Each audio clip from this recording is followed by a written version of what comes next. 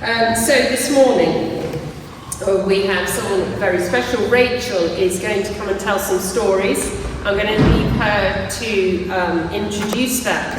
But as she comes up, I'm just going to read from John chapter 1. Before anything else existed, there was Christ with God. He has always been alive and is himself God. He created everything there is. Nothing exists that he didn't make. Eternal life is in him, and this life gives light to all mankind. His light is the light that shines in the darkness. Through the darkness, and the darkness can never extinguish it. Rachel. Good morning, everybody. Now, we're going to talk about some old technology today. Imagine the days before mobile phones. And in these days, nobody even had a personal computer. Computers in these days were non-existent, except for ones that took up a whole hangar of space to do a small calculation. So if you wanted to be in touch with somebody, you had to use a letter. Who knows what a letter is? Everybody knows what a letter is. And I have some letters here that are from the war. Very old letters. And I'm going to tell you a story about my mum and dad and about letters that they wrote to each other in the war. We went to see them, and it was in spring 1985. And I was there with my husband Trevor and my kids, and my dad bought this big rusty ammunition box in from the garage, carried it in, and my mum went and got a nice old sheet to put on the ground so that it didn't make the carpet rusty, and he couldn't open the clasp. So he prized it open, and it came open, and inside were hundreds of letters. Actually, thousands of letters. 6,000 letters. It was so many letters that the Guinness Book of Records agreed it was a record. And here we have the Guinness Book of Records. And in here are my mum and dad. There they are, 6,000 letters written all the way through the war. So, when they showed us all these letters, I said, you're going to have to write a book. So they did. And here's the book. They had 6,000 letters, and they also kept their own diaries. And because in those days, when you were at war, you weren't allowed to tell even your mum and dad and your fiancé where you were, so the enemy wouldn't find out. So between the letters and the diaries that they kept, they wrote, with some help, they wrote this book, which is a love story. And I'm going to share some of this with you this morning. Oh, there's another thing I must tell you today. In this church, we have wonderful pictures on the top. Rochelle is outstanding at finding all kinds of things to look at. Just remember, this is old technology. Some of the photos you see today, you might struggle to make out the picture, but they're super special. They're from the real olden days. They're from cameras that are ancient, taken in wartime. Some of them got an estate. So please bear with it. If some come up that you can't really see, just indulge me by making out the best that you can. Some of them are crisp and clear and some are not. But they're just going to help me tell my story this morning.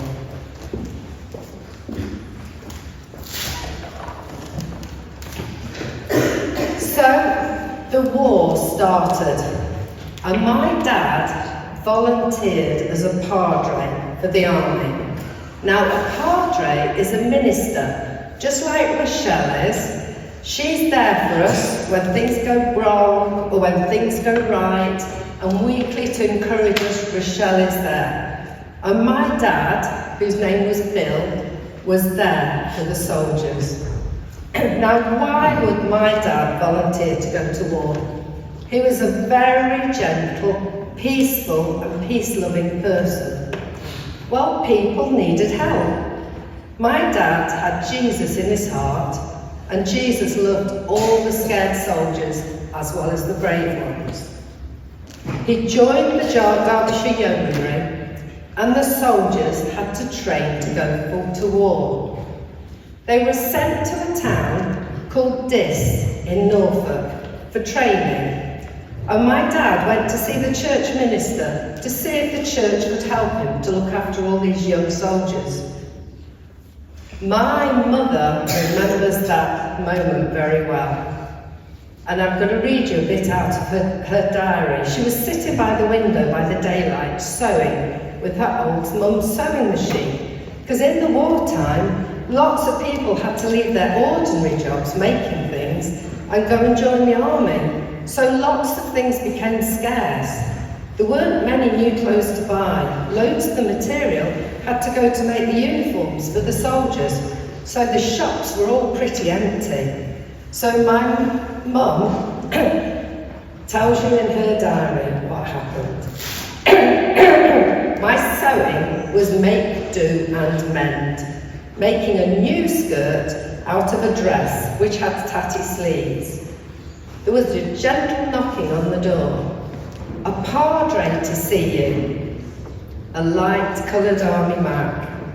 A black and purple forage cap in his hand. A tall man. Dark hair.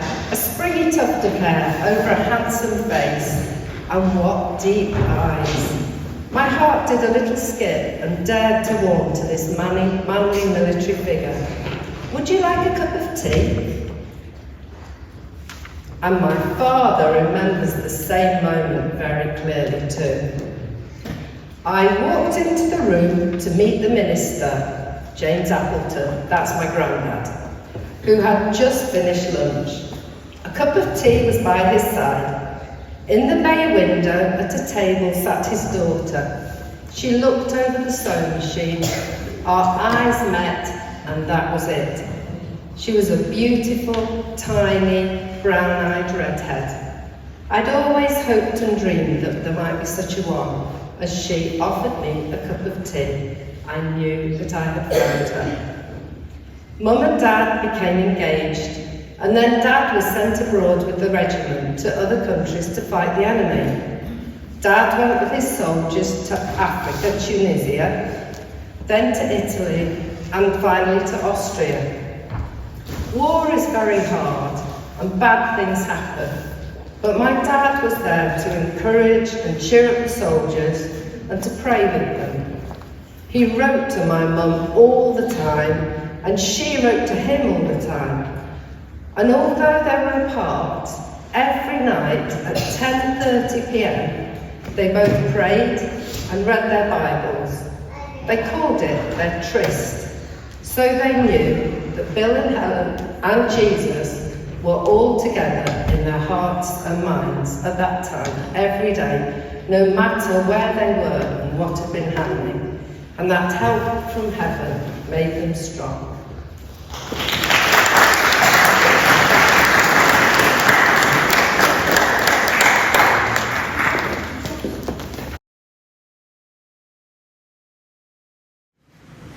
The light of Jesus shines in the darkness, and the darkness has not overcome it. So, we saw in the first part, Bill and Helen, they fell in love and were engaged, but then inevitably, Bill was sent abroad with the troops, as thousands and thousands of men and women were. They couldn't know how long it was going to be for, but in fact it was 3.5 years before Bill had any leave at all, and they saw each other again. That, I think, perhaps helps to explain 6,000 letters. My sweetheart, my darling Bill, dear, dear heart, darling redhead, letter after letter after letter. Some of them came on airmails. They were allowed airmail every week, and that was exciting because often they got there quickly. Others came, sometimes quickly in the convoys, sometimes they took a long time. Sometimes war would hot up and it would take a while, and then suddenly a clump would all arrive at once. Paper was getting short, so they wrote on all kinds of bits of paper they could find. In my box I've got reused envelopes, because just to make the shortage easier. Now, there's my mum and dad. They're so lovely. Now, my father was given a Batman to help him. Can anybody tell me what a Batman is? It's not actually the da-da-da-da-da-da-da song. Roger. Valet. A sort of a valet, yes. Basically, he was Bill's helper. Now, I'm going to call my dad Bill from now on, and you'll find out why. Together, they shared the driving, putting up camp, finding the soldiers scattered in the field of war, because he was responsible for lots of people, setting up church services, and also helping my dad dig graves, and 1,000 other jobs. They were a team together. His name was William Penn, so we had two Williams. So my dad was Bill and he was William. He was there to help Bill do everything. For 6 whole years they worked together. William had to leave his wife Julie and little boy at home in London while he was sent to war. Later in the war, his wife and little boy twice had the homes they were living in bombed and destroyed, and they went and stayed with my granddad in Dis. Bill Cook and his lovely utility van in Tunisia, they were sent to Africa. And they clocked up over 20,000 miles in this van, but barely any of those miles were on an actual road. They drove with the army everywhere. They drove around visiting all the different groups of soldiers. Things were quite tough at home as well. My other grandfather also was an Anglican minister, and this is way out in the countryside, up near Buxton. He's in a little village called Earl Sterndale, and this was my grandfather taking a wedding service in the church the day after it was bombed. There's actually, don't tell anybody, a massive munitions dump inside the mountain there, up near Buxton, but that's top secret, don't tell anybody. So that was why his church got bombed, one of the first in the war to be so. Bill found a great ally as well in somebody called Trooper Henson Moore. Now he was the organist from the Regal Cinema in Derby. In the old days of when films were silent, they had an organist who would rise up out of the floor and play music while the old silent films were on. And he was signed up to the war, and he was an excellent organist and pianist, and he would play wonderfully for the services that Dad held, if there were anywhere where there was a piano or an organ, and then he'd give the men a concert afterwards. He also had to be an ordinary soldier, and he was square bashing like the best of them. But when there was no keyboard, or Henson Moore usually wasn't there, so my dad would use this. Here we've got another ammunition box. And he took this with him all around, everywhere he went.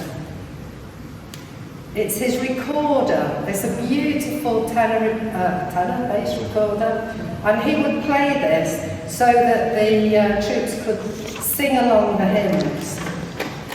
See how beautifully it's made.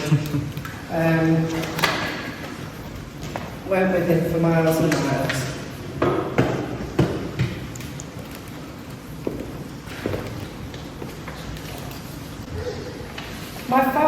held services everywhere. He held them everywhere they went, wherever he could, which was usually several a day. They travelled to wherever the different troops were dug in. He and William would set up a little church.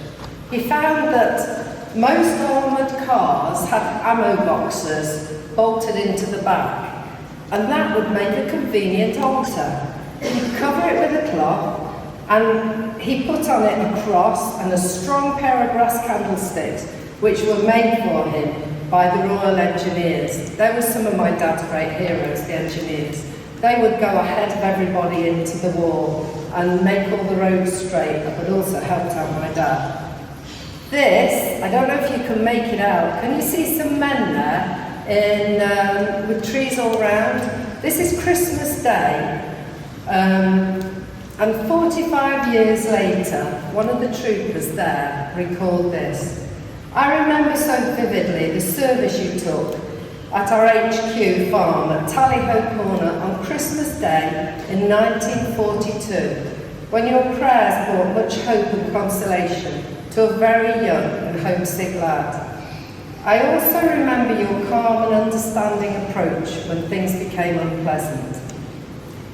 When the battle got to its height, Dad often helped out the medics at the wound dressing stations. I'm just going to read some of his diary. Saturday, February the 20th. Main dressing station became fully operative.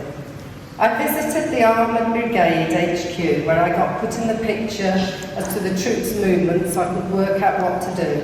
I visited the men in the brigade and arranged services for tomorrow. Sunday, February 21st. Busy day at the main dressing station. The battle at its height. Services cancelled. 2 funerals this morning. Monday, February 22nd. Busy day and night at main dressing station at Tharla. It was bombed, although marked by red crosses on the roof and in the playground of the school we are using. 1 man died in my arms. Many were hurt. 5 casualties evacuated further behind. My car had its windows blown out and shrapnel through the door, which William had just vacated. I pointed out that the blast had moved the large blocks of concrete of which the building was made, leaving it unsafe, so we moved everything out into the fields. I think these words from the Bible probably helped him no end. 2 Corinthians 1 verse 4. Praise be the God of all comfort, who comforts us in all our troubles, so that we can comfort those in any trouble with the comfort that we ourselves receive from God. Another challenging part of the role of Padre was that Bill had to go and retrieve the casualties of the war. He always did this with great love. Sometimes the enemy would move forward and sometimes back, and sometimes our boys fell behind the lines. They would have to go and walk the hills as soon as they could do to try and retrieve the bodies. It must have been quite challenging in that hot climate.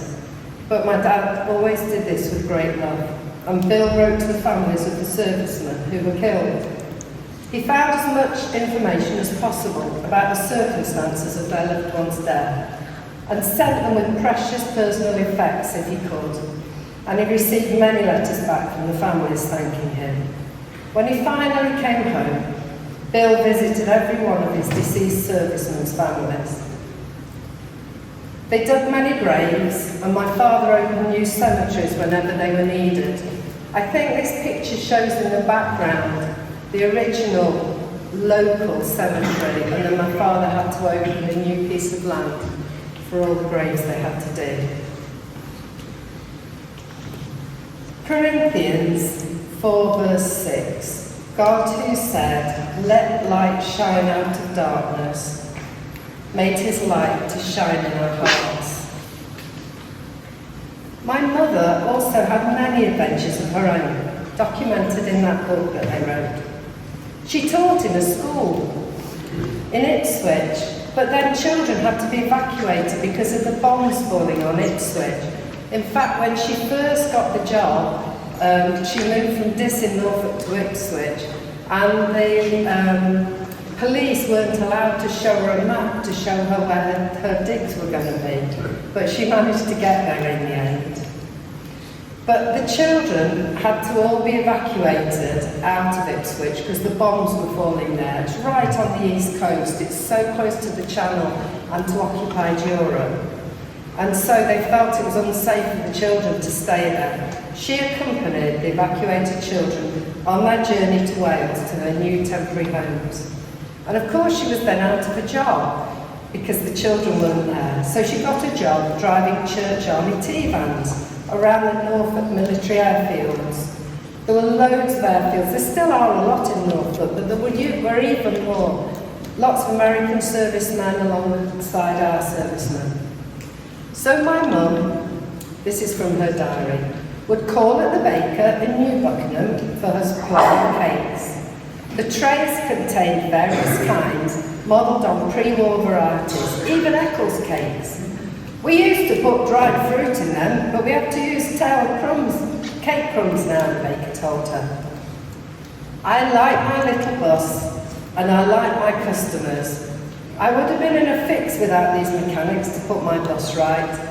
When anything's wrong with my crocky little van, I open up the bonnet side and stick my head inside, and nearly always the first service vehicle that stops and says, "Hello, what's up then?" Emerging from the bonnet, I brightly announce that the near side back tyre is flat, or whatever it is, and with a laugh they kindly get to work.